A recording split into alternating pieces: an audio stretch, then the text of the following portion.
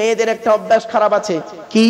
এই মায়েরা বোনেরা শুনে নিন, এই এই মেয়েদের বয়সটা হচ্ছে যাদের 45 থেকে 50 বছর বয়স, সেই মেয়েগুলো এই কাজটা বেশি করে।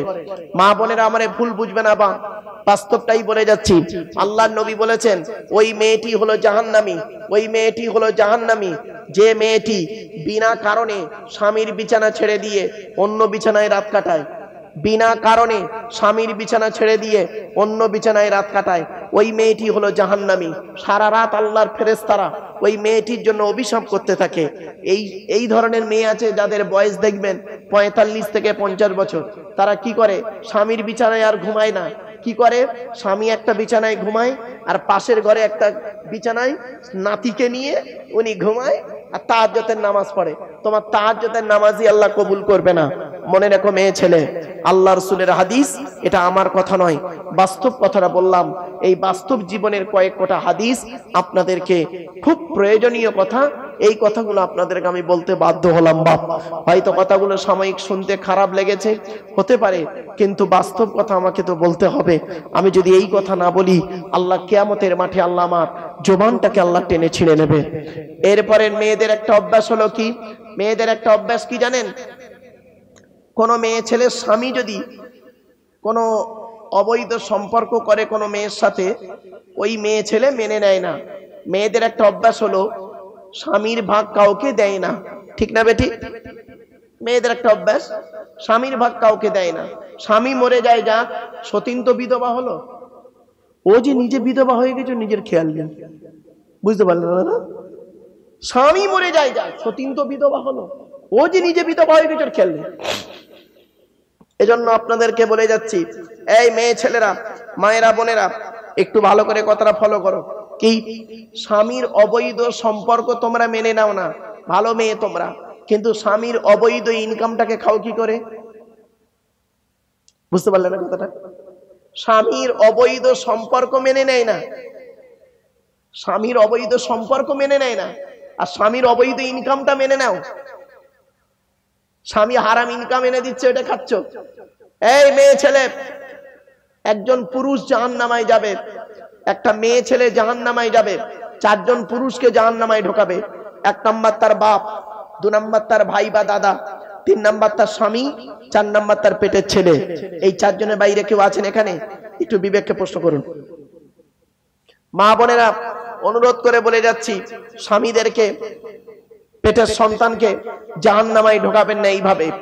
আপনি নিজে সততার মধ্যে জীবনযাপন করুন।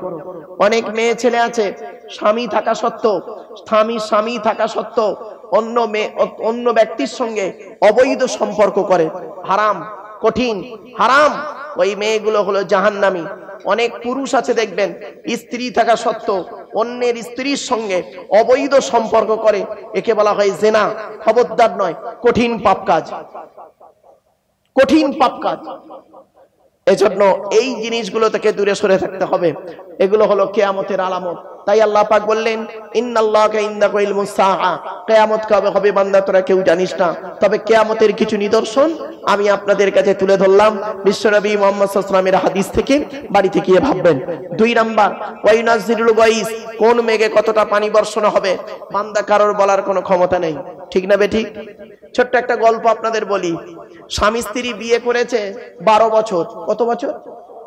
12 বছর বিয়ে করেছে, বাচ্চা কাচ্চা কিছু হয়নি। তো স্বামী স্ত্রী দুজনে মিলে করেছে কি, একটা ফকির সাহেবের কাছে গিয়েছে, আল্লাহওয়ালা লোকের কাছে গিয়েছে, গিয়ে বলছে, হুজুর আমরা 12 বছর বিয়ে করেছি, বাচ্চা কাচ্চা হয়নি। তখন ফকির সাহেব বলছে, ইসমে কুছ ভালাই হ্যায়।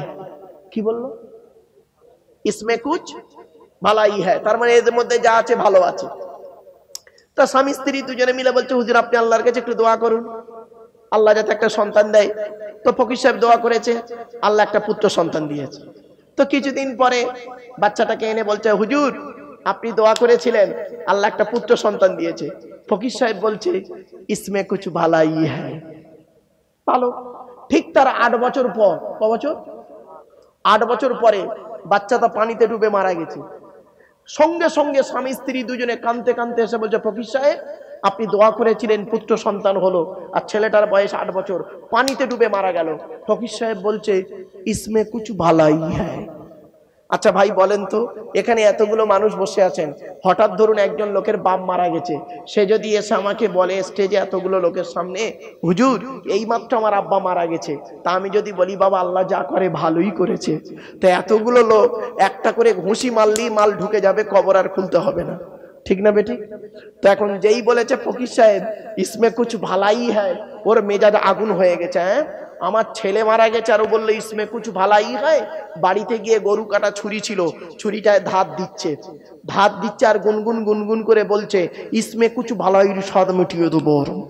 ভালো, ব্যাস করেছে কি? লোকে মনে করেছে 12 বছর বিয়ে করেছে, বাচ্চা কাচ্চা হয়নি, বেটা ছেলে হয়েছে 8 বছর পানিতে ডুবে মারা গেছে, তাই ছেলের শোকে পাগলা হয়ে গেছে, কিন্তু আদৌ মাল পাগলা হয়নি। করেছে কি? তরোয়ালটা নিয়ে জঙ্গলের ভেতরে চুপ করে বসে আছে, জানে ফকির সাহেব এই জঙ্গলের পাশ দিয়ে ওই মসজিদে জামাতে নামাজ পড়তে যায় 5 ওয়াক্ত, ওর এই জঙ্গল দিয়ে যাবে, একা কোপে ওর ইসমে কুছ ভালাইর স্বাদ মিটিয়ে দেবো বলে ও বেটা তরোয়ালটা নিয়ে চুপ করে বসে আছে। জোহর হয়ে যায়, আসর হয়ে যায়, মাগরিব হয়ে যায়, এশা হয়ে যায়, পরের দিন ফজর হয়ে যায়, ঘোড়ার ডিম ফকির সাহেব জামাতে নামাজ পড়তেই যায় না। এবারে পরের দিন বেলা 9টার সময় তরোয়ালটা দূর করে ছুঁড়ে ফেলে দিয়ে ফকির সাহেবকে এসে বলছে, ফকির সাহেব বলছে কি জামাতে নামাজ পড়ার ফজিলত জানা আছে? ফকির সাহেব বলছে হ্যাঁ। কালকে জোহর আসর মাগরিব এশা আজকের ফজর জামাতে নামাজ পড়তে যাওয়া হয়নি কেন? ফকির সাহেব বলছে ইসমে কুছ ভালাই হ্যায়। হাসি ফেলো আপনাদের। এবার খুলে বলি, এই জলসার সঙ্গে আজকের এই জলসার সঙ্গে এই গল্পটার মিল আছে।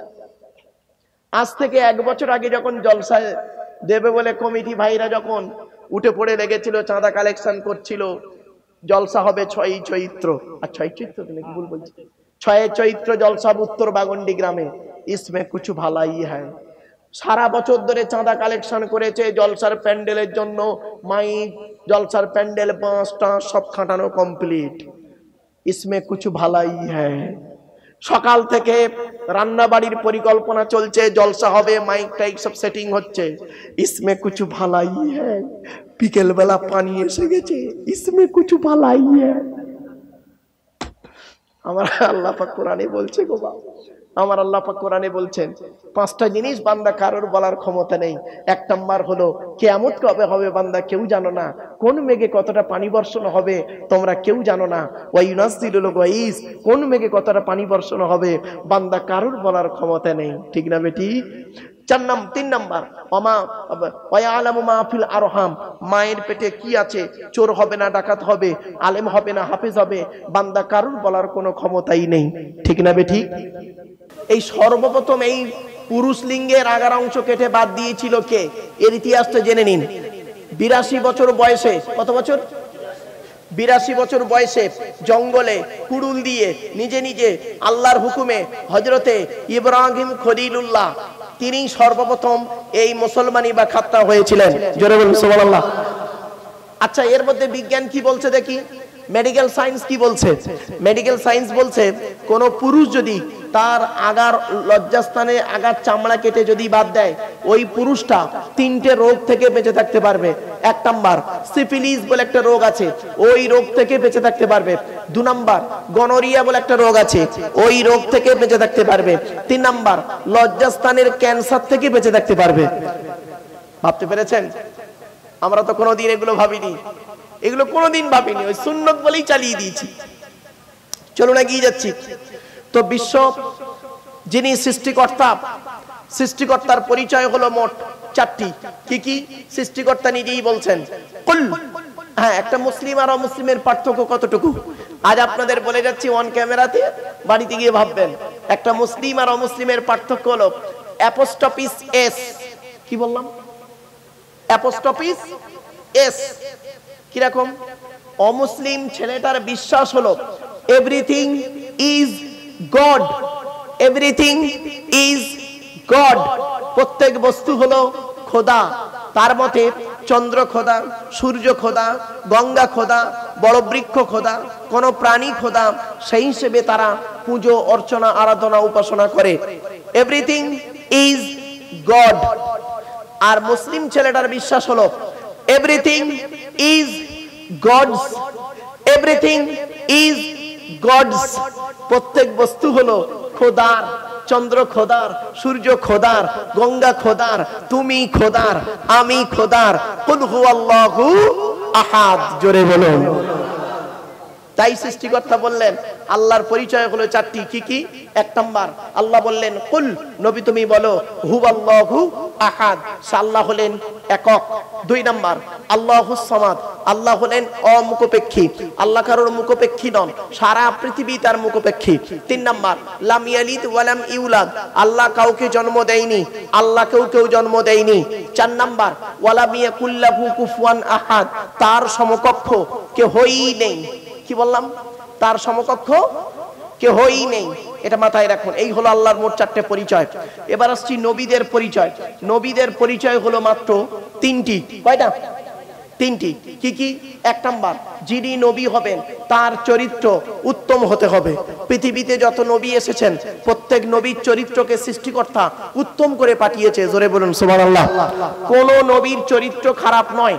দুই নাম্বার, যিনি নবী হবেন তার উপরে আল্লাহর তরফ থেকে ওহী নাযিল হতে হবে। তিন নাম্বার, যিনি নবী হবেন তার দ্বারাই অলৌকিক ঘটনা ঘটতে হবে, একটা হোক বা 50টা হোক।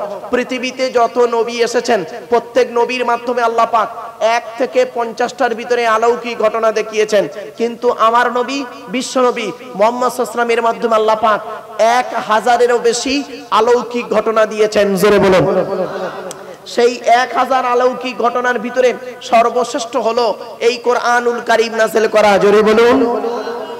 এই কোরআনকে নিয়ে সারা পৃথিবী গবেষণা করলো, মুসলমান কিন্তু আমরা এই কোরআনকে নিয়ে গবেষণা করতে পারলাম না, এটাই বড় দুঃখ। চলুন এগিয়ে যাচ্ছি। আমরা যে নবীর উম্মত তার নাম কি? মুহাম্মদ সাল্লাল্লাহু আলাইহি ওয়াসাল্লাম, তাই তো নাকি? আচ্ছা, তিনি কোন বংশে জন্মগ্রহণ করেছেন? কুরাইশ। কুরাইশটা কে? চলুন শুনে যান, তবে সুবহানাল্লাহ একটু জোরে বলতে হবে, মনে থাকবে? আচ্ছা চলো। মুহাম্মাদের বাপের নাম আব্দুল্লাহ, আব্দুল্লাহর বাপের নাম আব্দুল মুত্তালিব, আব্দুল মুত্তালিবের বাপের নাম আব্দে মান্নাফ, আব্দে মান্নাফের বাপের নাম হাশেম, হাশেমের বাপের নাম কুসাই, কুসাইয়ের বাপের নাম কিলাব, কিলাবের বাপের নাম মুররা, মুরার বাপের নাম লুবাই, লুবাইয়ের বাপের নাম কাব, কাবের বাপের নাম গালিব, গালিবের বাপের নাম ফিগির, ফিগির থেকে কুরাইশ বংশ এসেছে। নবীর বাপের নাম আব্দুল্লাহ, মায়ের নাম আমিনা, দাদার নাম আব্দুল মুত্তালিব, দাদির নামটা কি? নেতিলা বিনতে খব্বাব ব্রাকেটে ফতেমা, কেউ বলেছেন সামিরা। নবীর নানার নাম হলো আব্দুল ওয়াহাব জুগুরি, নবীর নানির নাম হলো বারিরা বা বাররা, নবীর দুধবার নাম হলো হালিমা, নবীর দুধ বাপের নাম হলো হারেস, নবীর দুধ ভাইয়ের নাম আব্দুল্লাহ, নবীর বাপের নাম আব্দুল্লাহ, নবীর দুধ ভাইয়ের নাম আব্দুল্লাহ। দুটো যেন এক করে ফেলবেন না।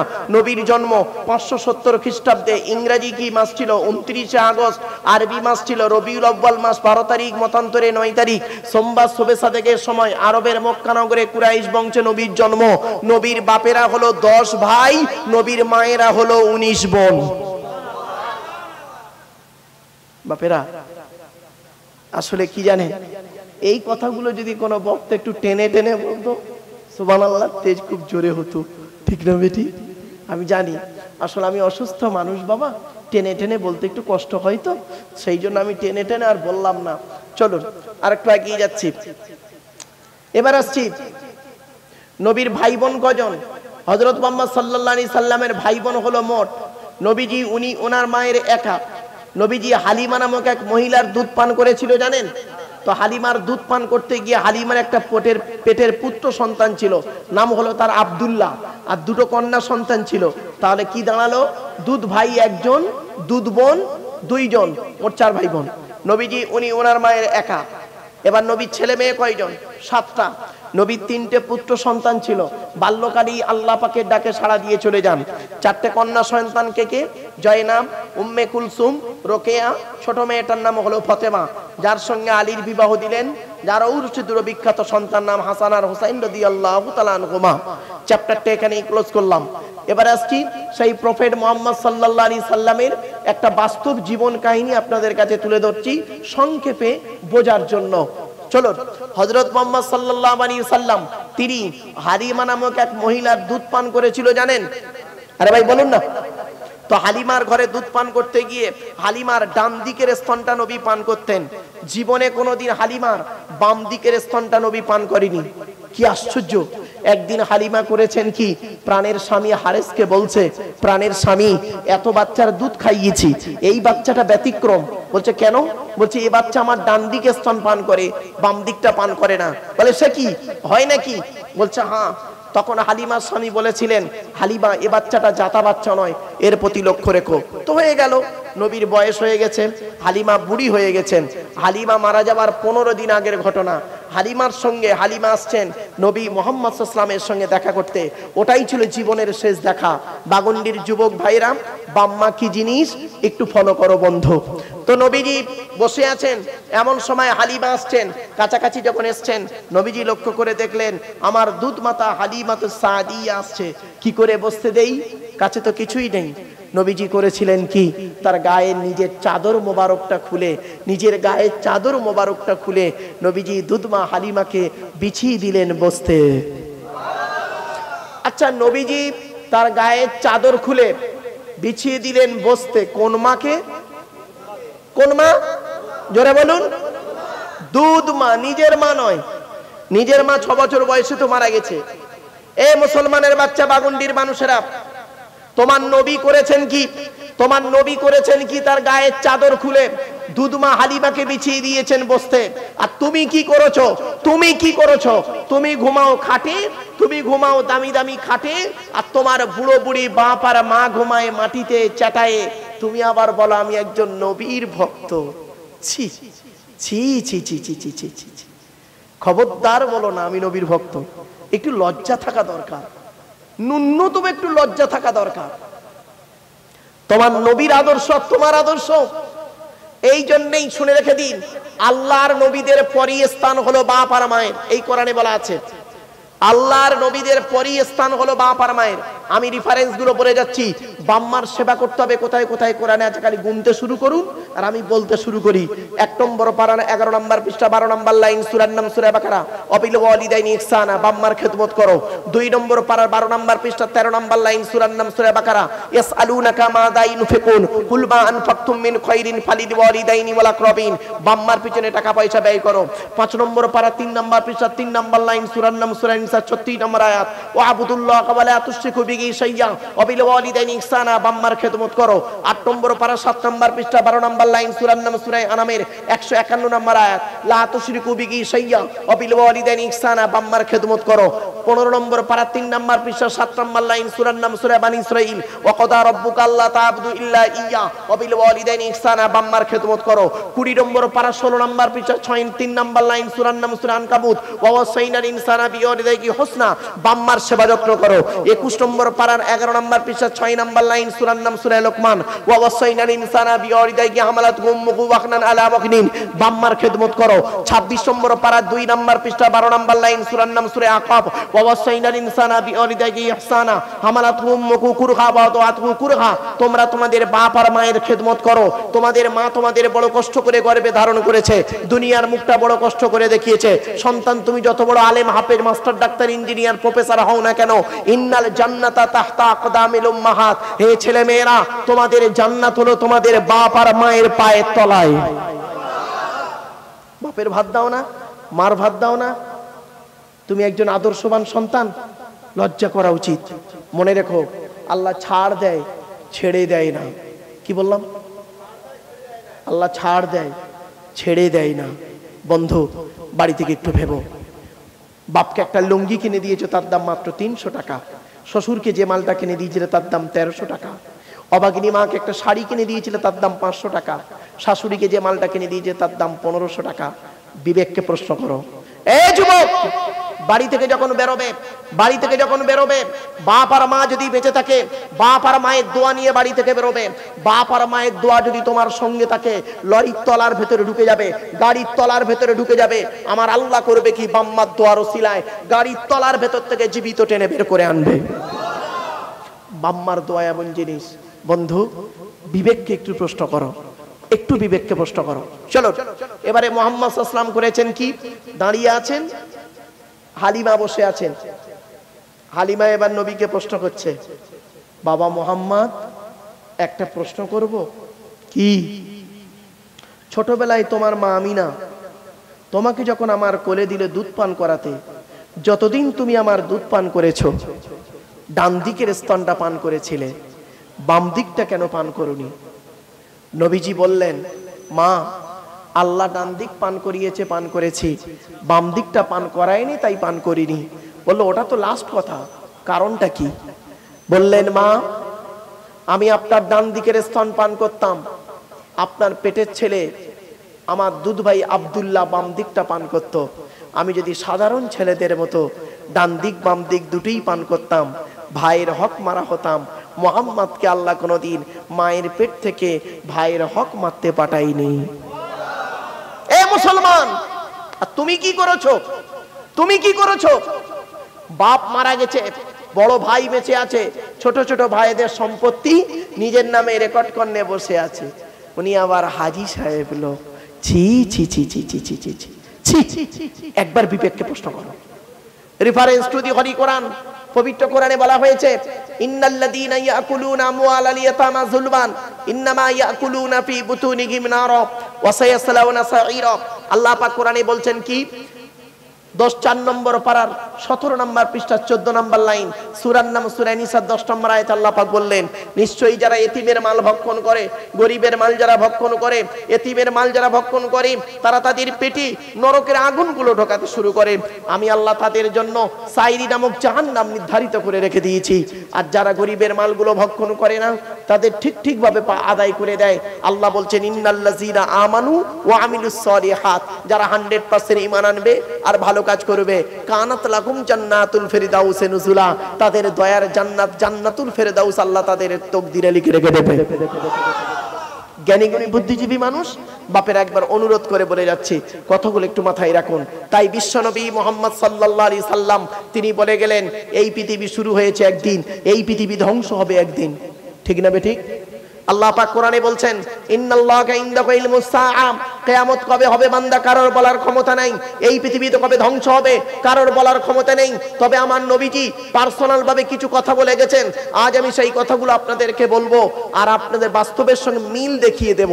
একটু মিলিয়ে নেবেন আমার কথাগুলোর সঙ্গে, রাসূলুল্লাহর হাদিসগুলো বাস্তবের সঙ্গে একটু মিলগুলো দেখিয়ে নেবেন। 1 নাম্বার, কিয়ামত কবে হবে বান্দা কারোর বলার ক্ষমতা নেই। 2 নাম্বার হলো ওয়াইনাজিরুল গাইস, কোন মেঘে কতটা পানি বর্ষণ হবে বান্দা কারোর বলার ক্ষমতা নেই। 3 নাম্বার হলো ওয়ায়ালামু মা ফিল আরহাম, মায়ের পেটে কি সন্তান আছে এটা বলার ক্ষমতা কারোর নেই। চোর হবে না ডাকাত হবে, আলেম হবে না হাফেজ হবে, কারোর বলার ক্ষমতা নেই। 4 নাম্বার হলো ওমা তাদরি নাফসুম মাযা তাকসিবু গাদা, আগামী কাল বান্দা কি খাবার খাবি, কত টাকা উপার্জন করবে, এ বলার ক্ষমতা তোমাদের কারোর নাই। 5 নাম্বার হলো ওমা তাদরি নাফসুম বিআইয়ি আরদিন তামুত, কোন জমিনে কোথায় কি অবস্থায় কেমন করে তোদের মৃত্যু হবে, এ বলার ক্ষমতা কারোর নয়। একমাত্র ইন্নাল্লাহা আলিমুন খবীর, আল্লাহ বলছে একমাত্র খবর আমি আল্লাহই জানি। জোরে বলুন। এবার আসছি পৃথিবী ধ্বংসের কয়েক কটা লক্ষণ। তার আগে বেশ কিছু টুকরো টুকরো কিছু কথা আপনাদেরকে বলবো। 1 নাম্বার, আমরা যে আখরি মোনাজাত হবে তো বাবা, একটা বলুন না বাবা, হ্যাঁ, এই আখরি মোনাজাত যে হবে, এই দোয়া কবুল হবে বুঝবেন কি করে? মারাত্মক প্রশ্ন কিন্তু। আল্লাহর নবীর কাছে একজন যুবক ছেলে এসেছে, শুনে নিন। আল্লাহর নবীর কাছে একজন যুবক ছেলে এসে বলছে, হে নবী, আমরা যে দোয়া চাই, দোয়া কবুল হয় বুঝবো কি করে? নবী বললেন, শোনো, দোয়া কবুল হওয়ার 5টা শর্ত আছে। কয়টা? যতদিন বাঁচবেন আপনারা দয়া করে এই 5টা শর্ত মনে রাখবেন।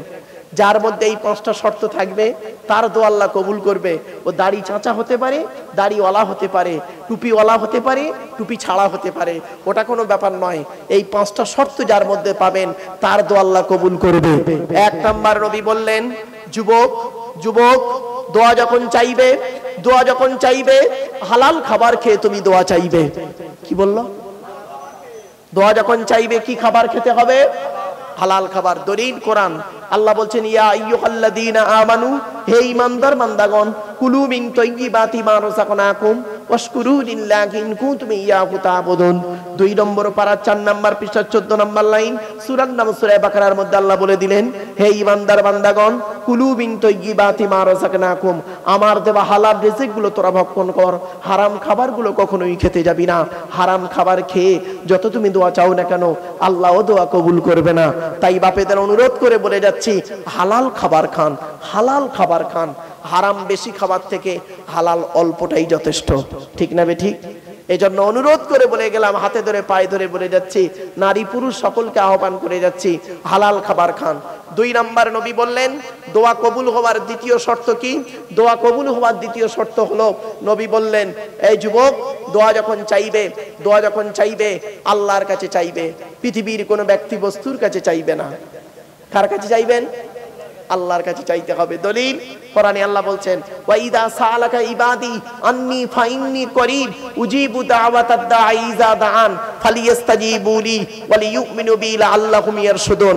2 নম্বর পারা 7 নম্বর পৃষ্ঠার 8 নম্বর লাইন সূরার নাম সূরা বাকারার মধ্যে আল্লাহ পাক বলে দিলেন, বান্দা যখন কিছু চায় আমার কাছে, আমি আল্লাহ তার খুবই নিকটবর্তী হয়ে যাই। আর যখন সে আমার কাছে ডাকে, আমাকে ডাকে, আমি আল্লাহ তার ডাকে সাড়া দিয়ে দিই। জোরে বলুন। তাহলে 1 নাম্বার হলো হালাল খাবার খেয়ে দোয়া চাইবেন। 2 নাম্বার কি বলল? আল্লাহর কাছে চাইবেন। 3 নাম্বার নবী বললেন, যুবক, দোয়া যখন চাইবে সকলের জন্য দোয়া চাইবে। আমার বাপ আমার দাদা শুধু করো না, সকলের বাপ দাদার নামে দোয়া চাইবে। 4 নম্বরে বলা হলো, দোয়া যখন চাইবে নবীর উপরে দরুদ পাঠ করে দোয়া চাইবে।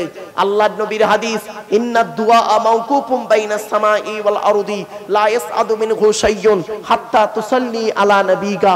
আল্লাহর নবী বলেন, তোমরা যে দোয়া চাও, ওই দোয়াটা আসমান আর জমিনের মধ্যবর্তী জায়গায় অবস্থান করে। ওই দোয়াটা উপরেও নিয়ে যেতে পারে না, নিচেও নামাতেও পারে না, যতক্ষণ পর্যন্ত তোমরা নবীর উপরে দরুদ পাঠ না করে দোয়া চাও। এই জন্য মুজাদ্দিদুজ জামান দাদা হুজুর পীর কেবলা রহমাতুল্লাহ আলাইহি মত পথ কি জানেন? আমরা মোনাজাতের আগে কি বলি? বিসমিল্লাহ সহ সূরা ফাতিহা শরীফ একবার, 3 বার সূরা ইখলাস কুলু আল্লাহ পড়তে বলি, তাই না বাবা? কারণটা কি শুনে নিন। হাদিস পাকে এসেছে, 3 বার যদি সূরা ইখলাস খালেস নিয়তে কেউ যদি পড়ে, 1 খতম কোরআন তেলাওয়াতের সওয়াব পেয়ে যাবে। আর দরুদ শরীফ পড়তে বলি, তার দলিল হলো এই। 5 নাম্বারটা খুব ইম্পর্টেন্ট। নবী বললেন, দোয়া যখন চাইবে মনে মনে এটাই বিশ্বাস করবে, আমার দোয়াটা আল্লাহ শুনছেন। আন্তরিকতা নিয়ে মোনাজাতটা করবে। অনেক সময় মানুষ মোনাজাত করে, আমার হাতের দিকে তাকান, অনেক সময় মানুষ মোনাজাত করে, দেখবেন আমার হাতের দিকে তাকান, ঠিক এইভাবে মোনাজাত করছে, রব্বানা জালামনা আনফুসানা ওয়া ইল্লাম তাগফির লানা ওয়া তারহামনা লানাকুনান্না মিনাল খাসিরিন লা তাকনাতু মির রাহমাতিল্লাহ ইন্নাল্লাহা ইয়াগফিরুয যুনুবা জামিআ রব্বানা জালামনা আনফুসানা ওয়া ইল্লাম।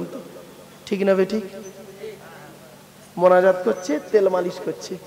আল্লাহ ফেরেশতাদের ডেকে বলছে, ও কি করছে রে? তা ফেরেশতারা বলছে, আল্লাহ মোনাজাত করছে। বলে, ও কি মোনাজাত? তেল মালিশ করা মোনাজাত? খবরদার নয়। 20 মিনিট ধরে অভদ্রভাবে মোনাজাত করার থেকে 2 মিনিটে তুমি আন্তরিকতা নিয়ে অন্তরের কথাটা আল্লাহকে বলো, ওটাই আল্লাহ কবুল করবে। আল্লাহ হলো অন্তর্যামী। আমার বাপেরা, কথাগুলো হয়তো সাময়িক শুনতে খারাপ লাগবে, কিন্তু আমাকে এই কথাগুলো যদি আমি না বলি, কিয়ামতের মাঠে আল্লাহ আমার জবানটাকে টেনে ছিঁড়ে নেবে। এতগুলো মানুষ আপনারা বসে আছেন, দাঁড়িয়ে আছেন, আমরা প্রত্যেকেই জান্নাতের আশা করি, ঠিক না বেঠিক? আচ্ছা, জান্নাত কার আশা করে? সব হাদিস, আজ একটা উল্টো পাল্টা কথা নেই গো বাপ। প্রত্যেকটা কোরআন হাদিস থেকে আমি কথা বলে যাচ্ছি বাপ। আমরা জান্নাতের আশা করি। জান্নাত কার আশা করে? আল্লাহর নবীকে জিজ্ঞাসা করা হলো। আল্লাহর নবী বললেন, এই তোমরা জান্নাতের আশা করো? সাহাবীরা বললেন, জি হ্যাঁ, জান্নাতের আমরা আশা করি। নবী বললেন, জান্নাত কার আশা করে? জান্নাত কার আশা করে? সাহাবীরা সব চুপ। নবী বললেন, শোনো, জান্নাত 5 শ্রেণীর মানুষের জন্য আশা করে। কয় শ্রেণীর মানুষ? 5 শ্রেণীর মানুষ। বাপেরা ভালো করে শুনে যান। 1 নাম্বার নবী বললেন, তালিয়াল কোরআন, প্রত্যহ কোরআন তেলাওয়াতকারী মানুষের জন্য জান্নাত আশা করে। জোরে বলুন সুবহানাল্লাহ।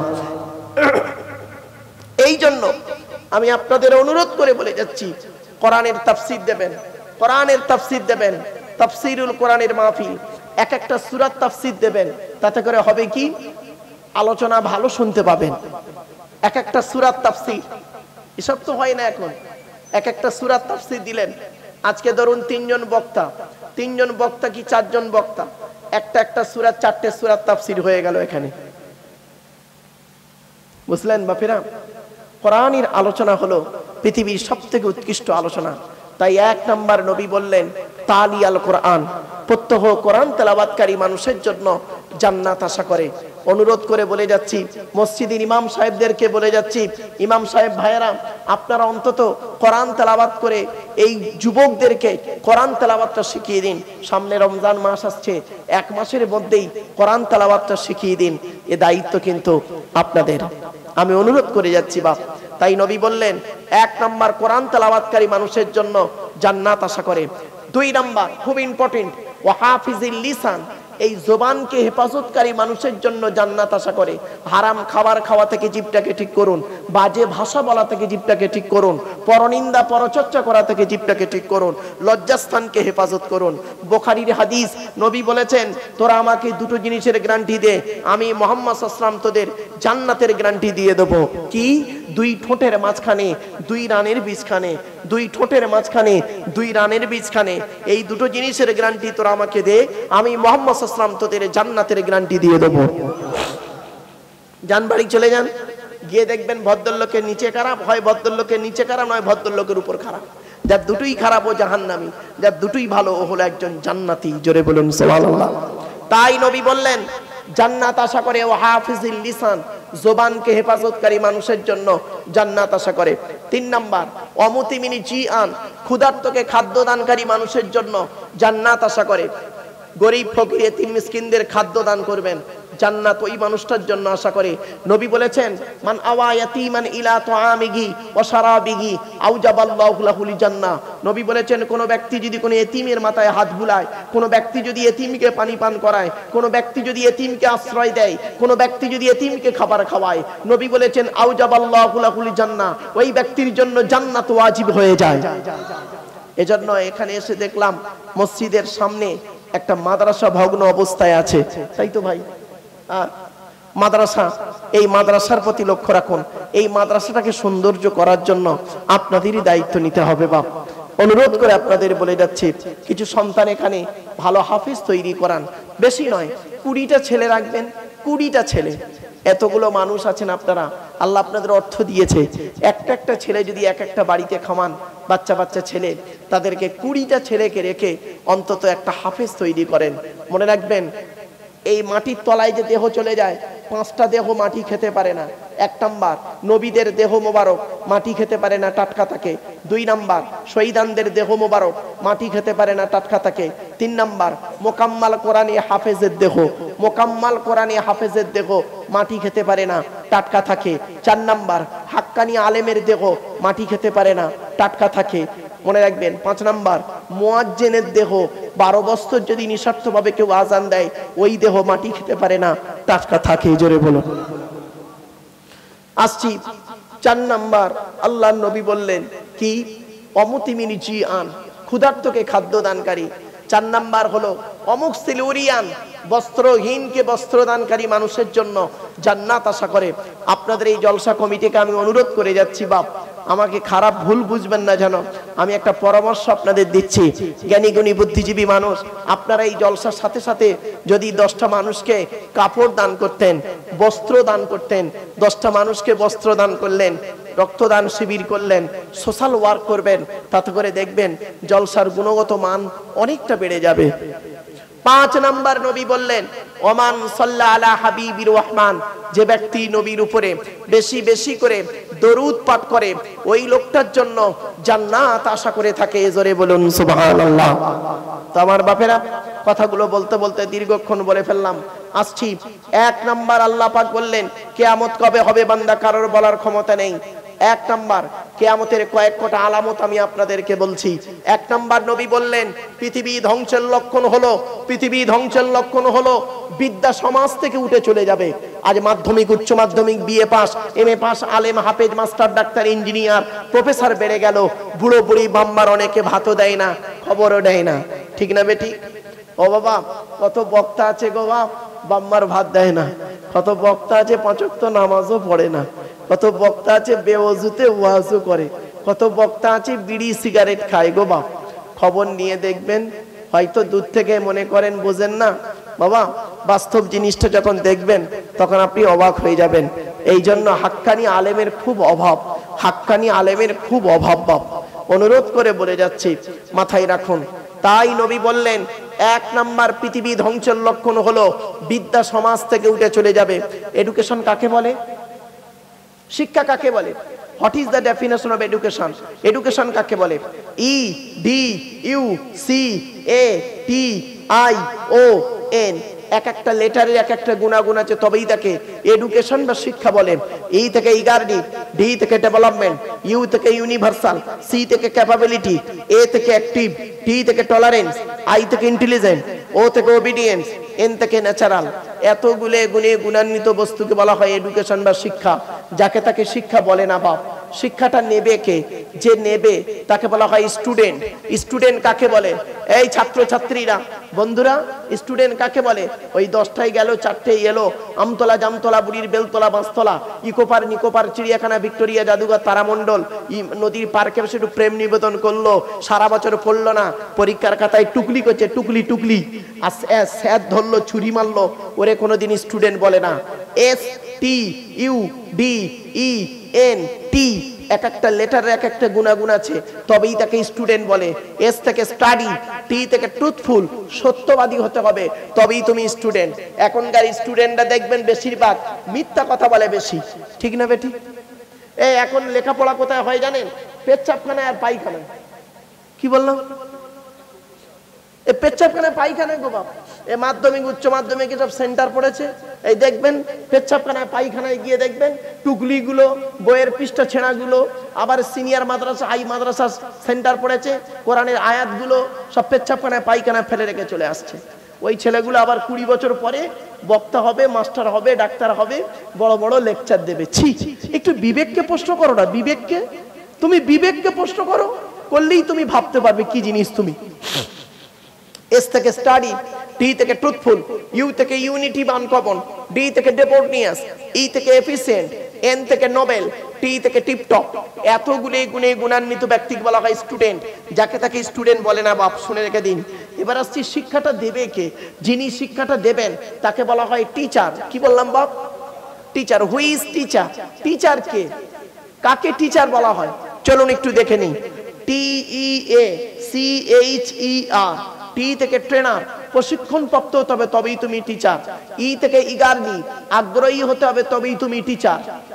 মাইনে নেবে, খরচ পালাবো, এই মানসিকতা থাকলে তুমি কোনোদিন আদর্শবান টিচার হতে পারো না। এ থেকে এবিলিটি, দক্ষতা থাকতে হবে তবেই তুমি teacher. Most important letter C, C থেকে ক্যারেক্টার, চরিত্র ঠিক থাকতে হবে তবেই তুমি টিচার।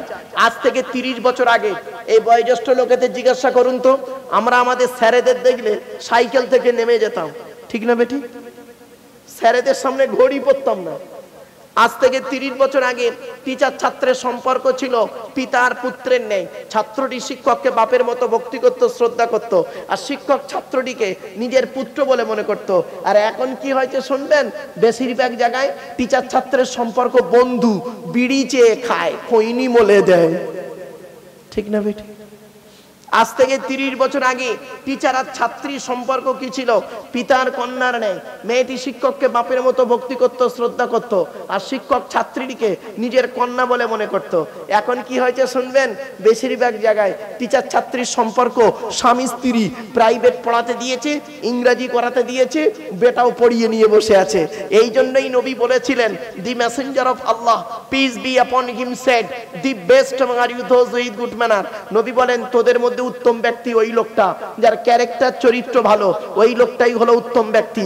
একজন উকিল, ব্যারিস্টার, মাস্টার, ডাক্তার, মোল্লা, মনীষা, পীর সাহেব, দরবেশ সাহেব, আমির সাহেব, মুফতি সাহেবের যদি চরিত্র খারাপ হয়, আর একজন টলিওয়ালার চরিত্র যদি ভালো হয়, টলিওয়ালাটাই হলো আল্লাহর কাছে প্রিয় ব্যক্তি। Many loss is something loss, health loss is nothing loss, but character loss is everything loss। মানুষের যদি টাকা চলে যায়, ইনকাম করলে টাকাটা আবার ফিরে আসবে। মানুষের যদি শরীর চলে যায়, ভালো মন্দ খেলে শরীরটাও ফিরে আসবে। কিন্তু বন্ধুরে, মানুষের যদি চরিত্র চলে যায়, চরিত্র কিন্তু আর ফিরে আসবে না। এই জন্যই নবী বলেছিলেন, 2 ঠোঁটের মাঝখানে 2 রানের বীজখানে, এই দুটো জিনিসের গ্যারান্টি তোরা আমাকে দে, আমি মুহাম্মদ সাল্লাল্লাহু আলাইহি ওয়াসাল্লাম তোদের জান্নাতের গ্যারান্টি দিয়ে দেব। এইচ থেকে অনেস্টি, টিচার হতে গেলে সততা থাকতে হবে। তুমি হিন্দু বলে মুসলমানের খাতা দেখবে কড়া করে, মুসলমান বলে হিন্দুর খাতা দেখবে কড়া করে, একে কোনোদিন আদর্শবান টিচার বলে না। মনে রাখবেন, কয়েক কটা শ্রেণীর কোনো জাত হয় না, কয়েকজন ব্যক্তির জাত হয় না। কি কি? ও নিজেই একটা জাত। ডাক্তারের কোনো জাত হয় না, ঠিক না বেটি? আমার কথা বুঝতে পারছেন আপনারা? ডাক্তারের কোনো জাত হয় না, ও নিজেই একটা জাত। ডাক্তারের কাছে একটাই পরিচয়, আমি ডাক্তার, তুমি পেশেন্ট, তুমি রোগী, ঠিক না বেটি? টিচারের কোনো জাত হয় না, শিক্ষকের কোনো জাত হয় না। টিচার নিজেই একটা জাত, আমি টিচার, তুমি স্টুডেন্ট, তুমি কালো ফর্সা নারী পুরুষ হিন্দু মুসলিম ওসব দেখার দরকার নেই আমার, আমি শিক্ষক, তুমি শিক্ষার্থী। কিন্তু আজ বাস্তবে সেটা হয় না বাপ, খুব কষ্ট লাগে, দুঃখ লাগে ওই জায়গাটায়। চলো না গিয়ে যাচ্ছি। এইচ থেকে অনেস্টি, ই থেকে আর্লি। টিচার হতে গেলে আগে আগে আসতে হবে, last letter is A R. আর থেকে রেগুলারিটি, নিয়মিত ক্লাস করতে হবে, তবেই তুমি teacher. Tenor, eagerly, ability, character, honesty, early, regularity, এতগুলো গুণ যার মধ্যে আছে, he is a really teacher. তিনি হলেন সত্যিকারের একজন টিচার। আমার বলার উদ্দেশ্যটা কি? আল্লাহর নবী বলেছেন, আমি বলিনি, আল্লাহর নবী বলেছেন, ইন্নামা বুইস্তু মুআল্লিমা, দুনিয়ার মানুষ মুহাম্মদকে আল্লাহ বিশ্বের মানুষের টিচার করে পাঠিয়েছে। আমার বাপেরা বাড়িতে গিয়ে ভাববেন, এসব হাই স্কুল কলেজ টলেজের আলোচনা, তো সেখানে টুকটুক করে টু দি পয়েন্টের উপরে মানুষগুলো বুঝে ফেলে। তো জ্ঞানী গুণী বুদ্ধিজীবী মানুষ আপনারা টুকটুক করে বুঝে ফেলছেন, আলহামদুলিল্লাহ। দেখতে দেখতে 2 ঘন্টা পার করে ফেলেছি বাপ, আর কয়েক মিনিট আছে বলে দেব, একটু ধৈর্যের পরিচয় দিন বাপ। এবার আসছি 1 নাম্বার নবী বললেন বিদ্যা উঠে চলে যাবে। 2 নাম্বার নবী বললেন পৃথিবী ধ্বংসের লক্ষণ হলো ব্যভিচার বেড়ে যাবে। কি বললাম বাবা? ব্যভিচার বেড়ে যাবে। ঘরের ভেতরে এখন ব্যভিচার চলছে, ঘরের বাইরে এখন ব্যভিচার চলছে। দেখবেন কত ভাবি আছে দেওরদের সঙ্গে গন্ডগোল করে বসে আছে, স্বামী স্ত্রী দুজনে চাকরি করে, স্যার একটা ম্যাডামের সঙ্গে গন্ডগোল করে বসে আছে, ম্যাডাম একটা স্যারের সঙ্গে গন্ডগোল করে বসে আছে। সন্ধ্যাবেলা দুজনে যখন বাড়ি আসছে, মোবাইলের নাম্বারগুলো ডিলিট করে দিয়ে সুফি সাহেব হয়ে দুজন ফেরেশতা বাড়ি ঢুকছে। দেখলে কিন্তু মনে হবে না। আল্লাহর নবী মেরাজে গেলেন। এই যুবক বন্ধুরা শুনে নাও, যুবতী বোনেরা শুনে নাও, আল্লাহর নবী মেরাজে গেলেন, জান্নাত জাহান্নাম দেখলেন, জাহান্নামের গেটটা খুলে দেওয়া হলো। জাহান্নামের গেটটা খুলতেই নবী দেখতে পেলেন জাহান্নামের গেটে যুবক আর যুবতীদের লজ্জাস্থান থেকে পূজার রক্ত বেরোচ্ছে। আল্লাহর নবী জিব্রাইলকে জিজ্ঞাসা করলেন, মান হাউলা কি জিব্রাইল, ও ভাই জিব্রাইল এরা কারা? জিব্রাইল বলেন, আযুনাত, এরা হলো ব্যভিচারকারী নারী আর পুরুষ, পৃথিবীতে জেনা করে করে বেড়াতো। এই যুবক বন্ধুদেরকে বলে যাচ্ছি, ব্যভিচার করো না, বিয়ে করে নাও। ব্যভিচার করো না, ভালোবেসে বিয়ে করা ভালো নয়, বিয়ে করে ভালোবাসা ভালো।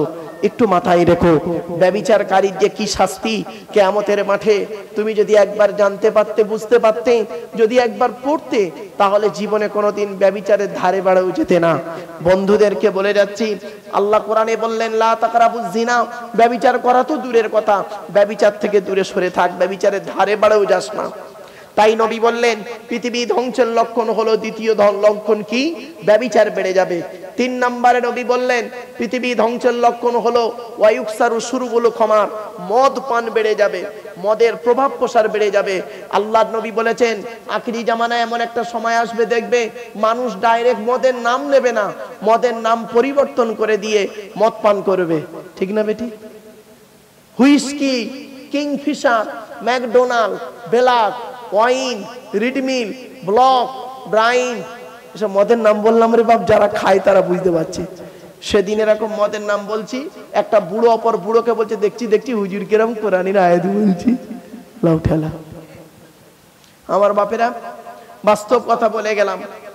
এরপরে যারা মদ খায় শুনে নিন আল্লাহর নবী কি বলেছেন। যারা মদ খায় তারা তাদের মা, ফুপু আর খালা, মা, ফুপু, খালার সঙ্গে জেনা করার মতো কাজ করে যারা মদ খায়। রাসূলুল্লাহ বলেছেন মদ খেলে 40 দিন মুখটা নাপাক থাকে, খবরদার নয়। রাসূলুল্লাহ আরো বলেছেন মদ খেয়ে যদি মারা যায় আর ওই লোকটার পেটে যদি মদ রয়ে যায়, আর কিয়ামতের মাঠে ওই মদখোরের মুখের দিকে আল্লাহ তাকাবেন না। আমি অনুরোধ করে বলে যাচ্ছি বাপ, অনুরোধ করে হাতে ধরে পায়ে ধরে বলে গেলাম, খবরদার মদ থেকে দূরে সরে থেকো। মদ হলো কঠিন জিনিস। 3W সারা বিশ্ব ধ্বংস করে। www.com বলিনি, কি 1 নাম্বার W হলো ওয়েলথ, ধনসম্পদ, মানুষকে ধ্বংসের পথ দেখায়। 2 নাম্বার W হলো ওয়াইন, WINE, ওয়াইন মানে মদ, মদ মানুষকে ধ্বংসের পথ দেখায়। 3 নাম্বার W হলো ওমেন, নারী, মাল, মদ, মেয়ে। 3টে জিনিস খুব খাতারনাক। একবার যদি স্লিপ খেয়েছো, লাইফটাই তোমার বরবাদ হয়ে যাবে বন্ধু। একবার তুমি ফিরে চলে এসো, আর ওদিকে যেও না। তাই নবী বললেন, বিদ্যা উঠে চলে যাবে, ব্যভিচার বেড়ে যাবে, মদ খাওয়া বেড়ে যাবে। 4 নম্বরে নবী বললেন, সুদ খাওয়া বেড়ে যাবে। সুদ, খবরদার নয়, পাড়ায় বন্ধন টন্ধন অনেকে চলছে, খবরদার নয় মায়েরা বোনেরা, সাবধান হয়ে যান। মদ, সুদ খাওয়া থেকে পরেজ করুন। আল্লাহ রাসূল বলেছেন, যারা সুদ খায় তারা তাদের মায়ের সঙ্গে জেনা করার মতো কাজ করে। আচ্ছা ভাই, মায়ের সাথে কেউ জেনা করে? মায়ের সাথে জেনা করার মতো পাপ কাজগুলো সুদ খাওয়া। রাসূলুল্লাহর হাদিস গো বাপ, আমার ব্যক্তিগত কোনো কথা আপনাদের বলতে আসিনি, তাই আপনাদেরকে রাসূলুল্লাহর কথাগুলো বলছি। মানা না মানা আপনার কাছে, তবে আমার দায়িত্ব, যেহেতু আমাকে ডেকেছেন, আমার দায়িত্ব বলতে হবে। আমি যদি এই ওয়াজগুলো না করি, কিয়ামতের মাঠে আল্লাহ আমার জবানটাকে টেনে ছিঁড়ে নেবে, কবরে আমাকে শুতে হবে।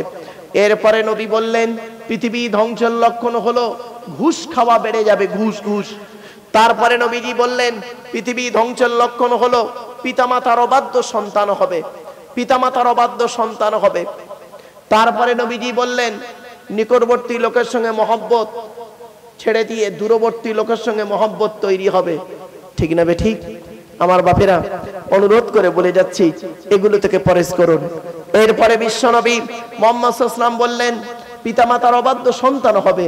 তার সাথে সাথে আরো নবী বললেন, পৃথিবী ধ্বংসের লক্ষণ হলো স্বামী স্ত্রীর মধ্যে ঘন ঘন গন্ডগোল দেখা দেবে। এই জন্য বলা হয়েছে, এই স্বামীরা, তোমরা তোমাদের স্ত্রীদের কমসে কম জীবনে 17টা শিক্ষা দান করিও। স্ত্রীকে খুব কমসে কম 17টা শিক্ষা দান করবেন। 1 নম্বরে বলা হয়েছে, আসসালামু কাবলাল কালাম। স্বামী স্ত্রী যখন কথাবার্তা বলবে, একে অপরকে সালাম দেওয়া নেওয়া করবে। আল্লাহর নবী বাড়িতে যখন প্রবেশ করতেন, সালাম দিয়েই প্রবেশ করতেন। বাড়ি থেকে যখন বেরোতেন, সালাম দিয়েই বেরোতেন। এই আদর্শ যদি আজকে আমাদের বাড়িতে থাকতো, তাহলে আজকে স্বামী স্ত্রীর মধ্যে এই তলাক দেওয়াটাই হতো না, ডিভোর্স দেওয়া হতো না। অনুরোধ করে বলে যাচ্ছি, স্বামী স্ত্রীর মহব্বত দেখবেন। শয়তানের দুনিয়াতে হারাম বস্তুতে মজা কম, হালাল বস্তুতে মজা কম, আর হারাম বস্তুতে মজা বেশি। শয়তানের দুনিয়াতে, কি বললাম? শয়তানের দুনিয়াতে হারাম বস্তুতে মজা খুব বেশি, আর হালাল বস্তুতে মজা খুব কম। সাময়িক মনে হবে। আর খুলে বললাম না, ক্যামেরার সামনে তো বাপ, এর খুলে বললাম না। নিজের স্ত্রী অতীব সুন্দরী, তার কাছে সময় তুমি দাও না। অনেক সময় কাজের মেয়ে তার পেছনে কাটি ঘুরতেছে। বাপেরা, খবরদার নয়, ব্যভিচার থেকে দূরে সরে থাকুন। এরপরে নবীজি বললেন, স্বামী তোমরা তোমাদের স্ত্রীদেরকে কয়েকটা শিক্ষা দেবে। তার মধ্যে একটা হলো আসসালামু কাবলাল কালাম। স্বামী স্ত্রী যখন কথাবার্তা বলবে, একে অপরকে সালাম দেওয়া নেওয়া করবে, আল্লাহর রহমত ভালোবাসা বেড়ে যাবে। 2 নম্বরে বলা হয়েছে, তোমরা তোমাদের স্ত্রীদেরকে এই শিক্ষা দেবে, তারা যেন কোনোদিন কাবা শরীফের দিকে মুখ করে কোনোদিন থুতু যেন না ফেলে। 3 নম্বরে বলা হয়েছে, তোমরা তোমাদের স্ত্রীদেরকে এই শিক্ষা দেবে, তারা যেন কোনোদিন কাবা শরীফের দিকে মুখ করে কোনোদিন পেশাব পায়খানা যেন না ফেরে। 4 নম্বরে বলা হয়েছে, তোমরা তোমাদের স্ত্রীদেরকে এই শিক্ষা দেবে, তারা যেন কোনোদিন কাবা শরীফে পেছন ফিরে যেন পেশাব পায়খানা যেন না ফেরে। 5 নম্বরে বলা হয়েছে, তোমরা তোমাদের স্ত্রীদেরকে এই শিক্ষা দেবে, তারা যেন কোনোদিন গোসলখানায় কোনোদিন পেশাব যেন না ফেরে। তারপরে বলা হয়েছে, গোসলখানায় যেন উলঙ্গ অবস্থায় গোসল যেন না করে। তারপরে বলা হয়েছে, তোমরা তোমাদের স্ত্রীদেরকে এই শিক্ষা দেবে, তারা যেন হাতের চুড়ি, এই মায়েরা বোনেরা যারা বক্তব্য শুনছেন, মা বোনেদেরকে বলছি, মা, এক হাতে তুমি একটা চুড়ি পরবে, এক হাতে 2টো চুড়ি পরা নিষেধ। নবীজি নিষেধ করেছেন। আল্লাহর নবী বললেন, এই মেয়ে ছেলেরা তোমরা এক হাতে একটা চুড়ি পরবে, এক হাতে একের বেশি চুড়ি পরো না। তখন হযরতে ওমর ফারুক রাদিয়াল্লাহু তাআলা আনহু বাম দিকে বসেছিলেন নবীজির, উঠে দাঁড়িয়ে বললেন, হে নবী, আমার স্ত্রী যদি এক হাতে দুই বা দুইয়ের বেশি চুড়ি পরে ক্ষতিটাই কি? নবী বললেন, উমর, তোমার স্ত্রী যদি এক হাতে দুই বা দুইয়ের বেশি চুড়ি পরে, স্ত্রীর চুড়ির ঝুনঝুনি আওয়াজটা পরপুরুষের জন্য হলো হারাম। হয়েছে বাবা? আরো এরকম অনেক হাদিস আছে। নবীজি বলেছেন, নামাজের সময় দুটো জিনিস কখনোই করবে না। এক নাম্বার হলো পায়ের গাঁটের নিচে কাপড় ঝুলিয়ে পড়বে না। দু নাম্বার হলো মুখ ঢেকে নামাজ পড়বে না। আর চারটে মাস্ক পরে হাজী সাহেব মসজিদে জুম্মার নামাজ পড়তে গেছে। হয়েছে? ও বাবা, মাস্ক পরে নামাজ পড়ো না বাপ। নবীজি নিষেধ করেছেন, মুখ ঢেকে নামাজ পড়া নিষেধ আছে। মুখ ঢেকে নামাজ পড়া নিষেধ। মনে আছে 2 বছর আগে আহা 4টে 5টা মাস্ক পরে মসজিদে জুম্মার নামাজ পড়তে গিয়েছিলে, তোমার ইমানটা ওরই সর্বনাশ। এইখানেই তো ইমানের পরীক্ষা গো বাপ, এইখানেই ইমানের পরীক্ষা, এইখানেই ইমানের পরীক্ষা।